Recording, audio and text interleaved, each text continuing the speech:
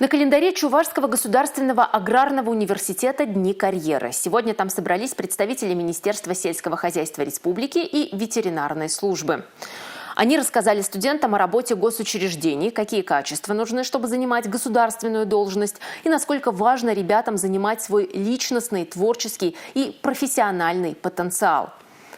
Отмечу, Дни карьеры проводятся с 2020 года в рамках указа главы Чувашской республики о дополнительных мерах, направленных на привлечение молодежи к работе в системе государственного управления. Марианна Иванова учится на 5-м курсе университета и работает ветеринарным врачом на предприятии Козловского района. Сельский труд для нее – привычное дело. Я сама родом из деревни и всю жизнь прожила с животными, и они мне близки, поэтому я хочу больше работать не с домашними животными, а в сельском хозяйстве, с сельскими животными. Совмещать учебу и работу трудно только в период сессии, делится Марианна. В остальном обучение помогает ей подниматься по карьерной лестнице, внедрять новые программы и развивать свои навыки. Таких целеустремленных студентов в вузе много. Еще год-другой, и они справятся с работой в госучреждении, считают преподаватели. Я лично считаю, что такие мероприятия нужны, особенно всем студентам, которые ищут еще свой путь к своей карьере, так сказать.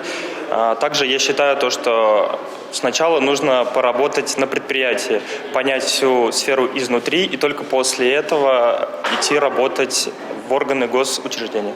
Дни карьеры помогут молодым талантливым ребятам устроиться на госслужбу. Многие, к слову, уже воспользовались таким предложением. Они все очень интеллигентные, очень образованные люди. В отрасль приходят сейчас именно такие люди.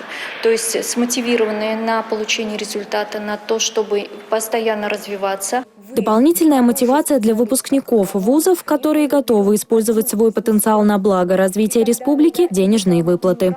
Для трудоустроившихся студентов, выпускников высших учебных заведений единовременная выплата в размере до 50 тысяч рублей. Выпускников среднеспециальных учебных заведений в размере до 30 тысяч рублей. До конца месяца в Чувашии будут проходить экскурсии, круглые столы и встречи с руководителями органов исполнительной власти региона. Есть вероятность, что нехватки кадров в системе государственного управления не будет. Екатерина Никитко, Алексей Зотиков, Георгий Кривошеин, Республика.